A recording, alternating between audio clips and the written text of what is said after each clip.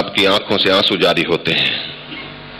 تکلیف آپ کی آنکھوں میں نہیں ہے، تکلیف آپ کے پاؤں کے ناخن میں ہے، لیکن پورا جسم بے قرار ہے۔ شیعہ سنی کا تضاد ہوتا ہے۔ کیا سمجھتے ہیں کہ صرف شیعہ اور سنی ہی پریشان ہے؟ نہیں، پورا شہر اس عذاب کے اندر سے گزرتا ہے۔ پورے شہر کو سزا ملتی ہے، لوگوں کے املاک جلا دی جاتی ہیں، پورا شہر متاثر ہوتا ہے۔ زوال بغداد کے اسباب کبھی پڑھیں اور دیکھیں کہ اس جگہ کیا ہوا۔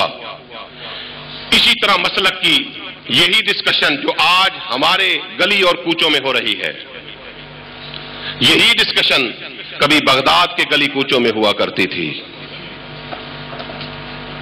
اور وہاں ہر عام و خاص کے زبان پر اسی قسم کے تضاد اور یہی فرقہ وارانہ گفتگو رہ گئی تھی۔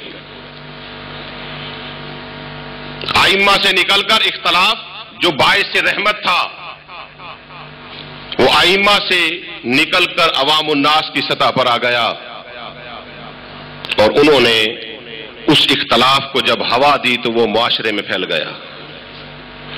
جب تک ائمہ کے درمیان اختلاف رہتا ہے باعث رحمت رہتا ہے، اور جب وہ اختلاف عوام الناس کی سطح پر آتا ہے تو وہی باعث زحمت بن جاتا ہے۔ دوستو، ہلاکو خان اور چنگیز خان نے پھر جو کچھ کیا وہاں کسی سے ڈھکا چھپا نہیں۔ 30 لاکھ مسلمانوں کا قتل عام ہوا۔ جب وہ آئے تو انہوں نے یہ نہیں دیکھا کہ کون سنی ہے اور کون شیعہ ہے، انہوں نے پھر اس کی تلوار جو چلی تو انہوں نے سنی کو بھی اسی طرح سے کاٹا جس طرح سے شیعہ کو کاٹ دیا۔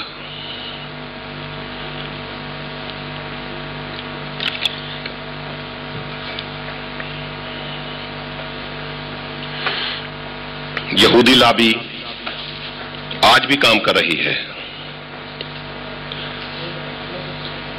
اس نے جب یہ دیکھا کہ یہ مسلمان جو بھوکا پیاسا جنگلوں میں ڈٹ جاتا ہے،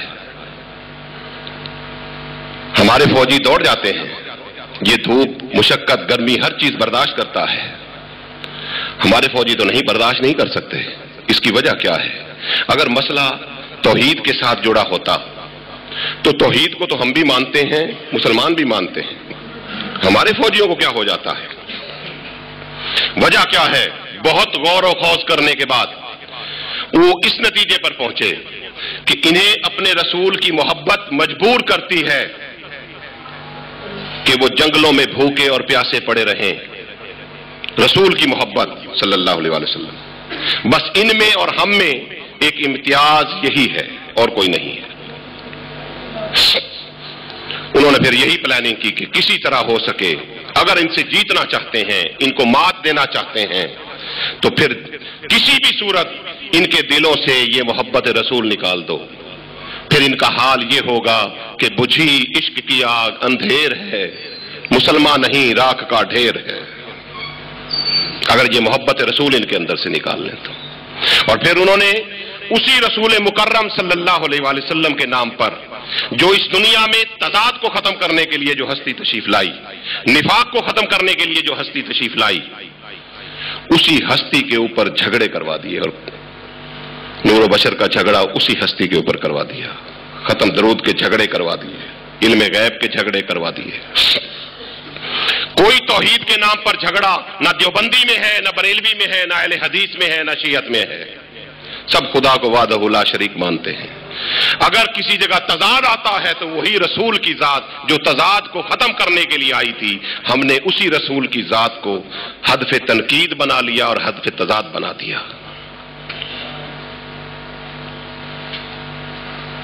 علامہ نے اس کی منظر کشی یوں فرمائی کہ یہ فاقہ کش جو موت سے ڈرتا نہیں ذرا، روح محمد اس کے بدن سے نکال لو، اور فکر عرب کو دے کر فرنگی تخیلات اسلام کو حجاز و یمن سے نکال دو۔ اور آج وہ اس سازش کے اندر کامیاب ہیں، اور ان کے اعلی کار کون بن رہے ہیں؟ ہم بن رہے ہیں، جنہیں اپنے مسلکوں سے تو پیار ہے، لیکن उस दीन इस्लाम से प्यार नहीं रहा। जिस कदर मोहब्बत हम अपने मसलक से करते हैं, उस कदर मोहब्बत हम अपने इस्लाम से भी करें। आपको याद होगा कि आका कायनात सल्लल्लाहु अलैहि वसल्लम माले गनीमत तकसीम फरमा रहे हैं, हो जाता है। इस बात को हर आलिम हर तरीके से अपने अपने तरीके से बयान करता है। मैं आपको एक और डिफरेंट एक राह देना चाहता हूं, और इशारा ही काफी होता है बात का। उसने कहा, ए दल या मोहम्मद, ए मोहम्मद सल्लल्लाहु अलैहि वसल्लम, ए मोहम्मद अदल करो। आका कायनात सल्लल्लाहु अलैहि वसल्लम माले गनीमत तकसीम फरमा रहे थे। गुस्ताखाना जुमला उसने निकाला और हुजूर अलैहिस्सलाम की तरफ पीठ करके चल पड़ा। सैयदना उमर फारूक रजी अल्लाह तआला अन्हु, हजरत मौला अली रजी अल्लाह तआला अन्हु की तलवारें निकल आईं। आका इसकी गर्दन उतारेंगे। आका सल्लल्लाहु अलैहि वसल्लम ने फरमाया, खामोश न करो। बाद में हुजूर अलैहिस्सलाम ने खास जुमला फरमाया कि मुसलमान, अगर तुम इसको कत्ल कर दोगे तो यहूदी और दूसरे लोग जो इस्लाम के दुश्मन है वो ये कहेंगे कि मुसलमान आपस में लड़ पड़े, आपस में कत्ल वगारा शुरू कर दी, लिहाजा ये ना करो। इसकी तरफ आज किसी का ध्यान नहीं। कोई शख्स आके इस हदीस को सुनाता है तो वो उसकी निशानियां बयान करता है।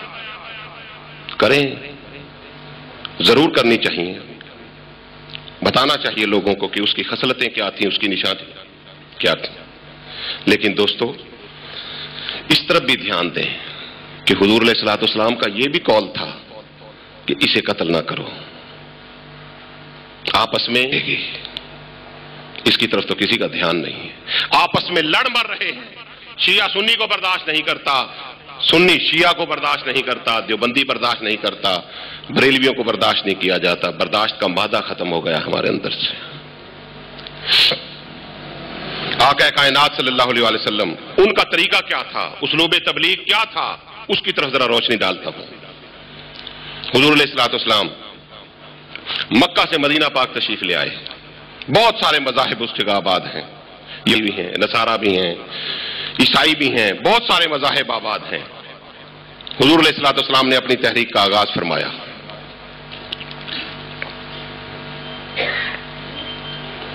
जो शख्स आता हुजूर अलैहिस्सलाम के पास, आपके अखलाक, आपके प्यार, आपके किरदार से मुतासिर होकर कलमा पढ़ लेता।